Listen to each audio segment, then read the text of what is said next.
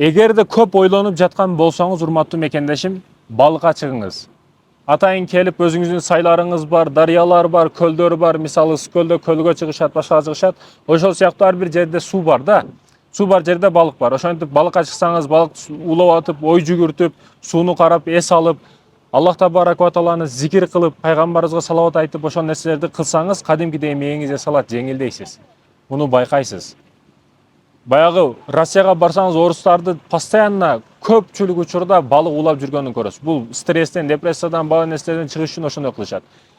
Балык бул мындай башкача нерсе да. Мындай күтүлбөгөн алтындай чыгып келгендиги үчүн сиздеги баягы ичидеги кайгыларды чыгарып салат да. Алтын жолуна кетип атасыз, алтын таап алдыңыз, жакшы таап алдыңыз 10 сом. Өтө сүйүнөсүз го, 10 сом тыйын жаса да ошону эңкейип аласыз. 10 сом сизди эңкейтирет, кыйналтырат, алдырат. Ошол сыяктуу эле алтын таап алгандай эле сүйүнөсүз. Бияктагы балыктарды карасаңыз, өзгөчө, машалла, машалла, кызылы бар, агы бар, карасы бар дегендей. Ар кандайы бар. Машалла. Анан балык кармаганга аракет кылыш керек. Атайын уруксат берилген көлдөрдө, анан барып эле тыюу салынган учурларда кармаштын кереги жок. Мамлекет атайын тыюу салат, бул учурда кармаганга болбойт, урматтуу мекендешим. Көбөйүү учурунда,